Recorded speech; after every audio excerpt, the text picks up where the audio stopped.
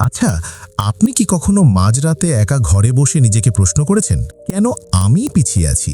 কেন আমার চারপাশের মানুষগুলো সাফল্যের সিঁড়ি বেয়ে উপরে উঠে যাচ্ছে আর আমি প্রতি রাতে অভাব আর অনিশ্চয়তার হিসেব মেলাতে মেলাতে ক্লান্ত হয়ে যাচ্ছি? অনেকে বলবেন ভাগ্য খারাপ কিংবা সুযোগের অভাব, কিন্তু আমি যদি বলি সমস্যাটা আপনার ভাগ্যে নয়, আপনার মস্তিষ্কে। ১৯৩৭ সালে নেপোলিয়ান হিল তার বিখ্যাত বই থিঙ্ক অ্যান্ড গ্রো রিচে বলেছিলেন, মস্তিষ্ক যা কল্পনা করতে পারে এবং বিশ্বাস করতে পারে, মস্তিষ্ক তা অর্জনও করতে পারে। এর মানে হলো, আপনি যদি নিজেকে সারা জীবন একজন ব্যর্থ মানুষ হিসেবে দেখেন, তবে প্রকৃতি আপনাকে ব্যর্থ করে রাখার জন্য সব আয়োজন করে ফেলবে। বিশ্বাস হচ্ছে না তো?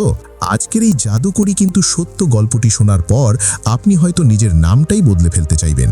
ভিডিওর প্রতিটি সেকেন্ড আপনার জন্য গুরুত্বপূর্ণ, কারণ শেষ অংশে এমন এক সিক্রেট আছে যা আপনাকে পঙ্গুত্ব থেকে বিজয়ী করে তুলবে। আমরা প্রতিদিন অজুহাত খুঁজি, টাকা নেই, সাপোর্ট নেই, চাকরি নেই, কিন্তু আমরা ভুলে যাই যে পৃথিবীর সবথেকে বড় কারখানা হলো মানুষের চিন্তা।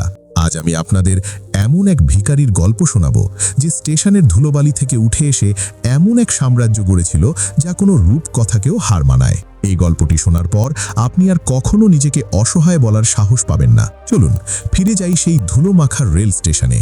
শহরের ব্যস্ততম সেই রেল স্টেশন, প্রতিদিন হাজার হাজার মানুষ যাতায়াত করে। আর সেই স্টেশনের প্ল্যাটফর্মের এক কোণে বসে থাকতো এক বৃদ্ধ ভিখারি। তার গায়ের জামা ছিঁড়ে গিয়ে তালি দেওয়ার জায়গাও আর নেই। তার সামনে একটা মূর্ছে ধরা অ্যালুমিনিয়ামের থালা। প্রতিটি ট্রেনের যাত্রী যখন প্ল্যাটফর্মে নামতো, সে আর্তনাদ করে বলতো, বাবা একটা টাকা দেন, মা একটা টাকা দেন। মানুষের তুচ্ছ তাচ্ছিল্য আর অবজ্ঞা ছিল তার প্রতিদিনের সঙ্গী। একদিন সেই স্টেশনে একটি নামী ব্র্যান্ডের গাড়ি এসে থামল। গাড়ি থেকে নামলেন একজন স্যুট বুট পরা ধনাঢ্য ব্যবসায়ী। তার চোখে মুখে আভিজাত্য এবং আত্মবিশ্বাস। ভিখারিটি ভাবল, আজ বোধহয় কপাল খুলবে। এই বড় লোকের কাছে হাত পাতলে অন্তত একটা বড় নোট পাওয়া যাবে। সে কাঁপতে কাঁপতে ব্যবসায়ীর সামনে গিয়ে হাত পাতল, কিন্তু ওই ব্যবসায়ী অন্য সবার মতো পকেটে হাত দিয়ে কয়েন বের করলেন না, বরং তিনি দাঁড়িয়ে গেলেন। তিনি ভিখারির চোখের দিকে এমনভাবে তাকালেন যেন তিনি তার শরীরের নয়, আত্মার দিকে তাকাচ্ছেন। ব্যবসায়ী খুব শান্ত কিন্তু ধারালো কণ্ঠে জিজ্ঞেস করলেন, আমি তোমাকে কেন টাকা দেব? বিনিময়ে তুমি আমাকে কি দিচ্ছ? ভিখারি তো আকাশ থেকে পড়ল। সে তোতলাতে তোতলাতে বলল, সাহেব আমি তো ভিখারি, আমার দেওয়ার মতো কি আছে? আমি তো মানুষের দয়া নিয়ে বাঁচি। তখন সেই ব্যবসায়ী একটি অত্যন্ত দামি কথা বললেন, যা ভিখারির কানে গরম তপ্ত সীসার মতো লাগলো। তিনি বললেন, শোনো বন্ধু, আমি একজন ব্যবসায়ী, আমি লেনদেনে বিশ্বাস করি। দান করা আমার কাজ নয়, বিনিয়োগ করা আমার কাজ। তোমার কাছে যদি আমাকে দেওয়ার মতো কিছু থাকে, তবেই আমি তোমাকে কিছু দেব। কারণ তুমি নিজেকে যদি ভিখারি ভাবো, তবে দুনিয়া তোমাকে ভিখারি বানিয়ে রাখবে। বলেই তিনি ট্রেনে উঠে পড়লেন। ট্রেনটা বাঁশি বাজিয়ে চলে গেল, ধোঁয়া কুণ্ডলি পাকিয়ে মিশে গেল আকাশে। কিন্তু ভিখারিটি যেখানে দাঁড়িয়েছিল সেখানেই পাথর হয়ে গেল। তার কানে ওই চারটে শব্দ বজ্রপাতের মতো বাজতে লাগলো, বিনিময়ে কি দিচ্ছ? ট্রেনের সেই ব্যবসায়ী চলে গেলেন, কিন্তু রহিমের জগৎটা ওই দিন ওলটপালট হয়ে গেল। সেই রাতে সে আর মানুষের কাছে হাত পারতে পারল না। তার মাথায় শুধু একটা কথাই ঘুরছিল, বিনিময়ে কি দেব? পরদিন সকালে সে রেল স্টেশনের পেছনে ঝোপঝাড়ের আড়ালে এক অদ্ভুত জিনিস খেয়াল করল। সে দেখল অবহেলায় পড়ে থাকা অসংখ্য বুনো ফুল ফুটে আছে। কেউ ওগুলোর দিকে তাকাচ্ছে না, কিন্তু ফুলগুলো দেখতে বেশ চমৎকার। রহিমের মাথায় একটা বিদ্যুৎ খেলে গেল। সে এক মুঠো বুনো ফুল তুলে নিল। এরপর যখনই কোনো যাত্রী রেল স্টেশনে নামতো, রহিম তাদের কাছে হাত পাতত না, বরং সে হাসি মুখে একগুচ্ছ বুনো ফুল তাদের দিকে বাড়িয়ে দিয়ে বলতো, মা এই ফুলটা আপনার জন্য, কিংবা বাবা এই ফুলটা আপনার সন্তানের জন্য। মানুষ অবাক হয়ে তার দিকে তাকাতো। আগে যারা তাকে ঘৃণা করে পাশ কাটিয়ে যেত, তারা আজ থমকে দাঁড়াচ্ছে। ফুলটা হাতে নিয়ে মানুষের মুখে এক চিলটে হাসি ফুটত, আর মানুষ খুশি হয়ে তাকে 1 টাকার বদলে 5 টাকা, 10 টাকা দিতে লাগলো। রহিমের মনে হলো, সে আর মানুষের করুণা ভিক্ষা করছে না, সে মানুষের মুখে হাসি ফোটানোর বদলে নিজের পারিশ্রমিক নিচ্ছে। রহিম বুঝতে পারল, সে আর ভিখারি নেই, সে এখন একজন ব্যবসায়ী। সে জমানো টাকা দিয়ে আর চাল না কিনে, কিছু টাকা দিয়ে বাজার থেকে দামি গোলাপ আর রজনীগন্ধা কিনতে শুরু করলো।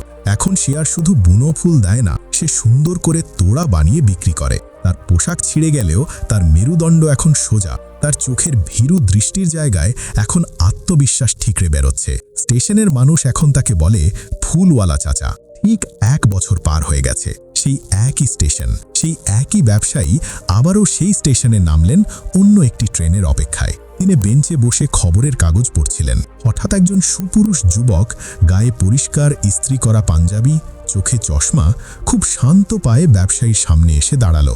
হাতে একগুচ্ছ দামি এবং সতেজ রেড রোজ। ব্যবসায়ী সাহেব তাকে চিনতে পারলেন না। যুবকটি হাসি মুখে বলল, সাহেব, আপনি কি আমাকে চিনতে পারছেন?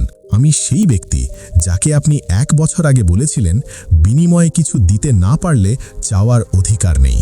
ব্যবসায়ী লোকটি চোখ ছানা বড়া হয়ে গেল। তিনি অবাক হয়ে তাকিয়ে রইলেন। যুবকটি পরম শ্রদ্ধায় ব্যবসায়ীর হাতে ফুলগুলো দিয়ে বলল, আপনার ওই একটা কঠিন সত্য আমার ভেতরের ভিখারি সত্তাটাকে চিরদিনের জন্য মেরে ফেলেছে। আমি সেদিনই বুঝেছিলাম আমি ভিখারি নই, আমি চাইলে দাতা হতে পারি। আজ এই স্টেশনে আমার ফুলের দোকান আছে। আমার অধীনে আরও 2 জন ছেলে কাজ করে। আজ আমি আপনার কাছে ভিক্ষা চাচ্ছি না, বরং আপনার সম্মানে এই ফুলগুলো আপনাকে উপহার দিতে চাই। বন্ধুরা, এই গল্পটি কেবল রহিমের নয়, এটি আপনার, আমার এবং আমাদের সবার। আমরা সারা জীবন ভাবি কেউ আমাদের সাহায্য করবে, সরকার আমাদের পাল্টে দেবে বা কপাল ভালো হলে কিছু হবে। কিন্তু মনে রাখবেন, যে নিজে নিজেকে সাহায্য করে না, আল্লাহ তাকে সাহায্য করেন না। আপনার পকেটে কত টাকা আছে সেটা বড় কথা নয়, আপনার মস্তিষ্কে কেমন চিন্তা আছে সেটাই হলো আসল সম্পদ। আপনি যদি নিজেকে ছোট ভাবেন, দুনিয়া আপনাকে পদদলিত করবে। আর আজ থেকে নিজেকে সফল মানুষ হিসেবে ভাবতে শুরু করেন এবং সেই অনুযায়ী কাজ করেন, তবে এই পৃথিবী আপনার সামনে হাঁটু গেড়ে বসতে বাধ্য। আজ আপনার সামনে 2টি পথ খোলা। 1, ভাগ্যের দোহাই দিয়ে অন্যের কাছে হাত পাতা, আর 2, রহিমের মতো নিজের যা আছে তাই দিয়ে লড়াই শুরু করা। কোনটা বেছে নেবেন আপনি? যদি আজকের এই ভিডিওটি আপনার জীবনের চিন্তাধারা 1% হলেও বদলে দেয়, তবে কমেন্টে আপনার শপথটি লিখুন, আমি আজ থেকেই শুরু করছি। ভিডিওটি সেই বন্ধুর সাথে শেয়ার করুন যে এখন ভীষণ হতাশায় আছে। কে জানে, আপনার একটি শেয়ার হয়তো পরবর্তী কোনো রহিমের জন্ম দেবে।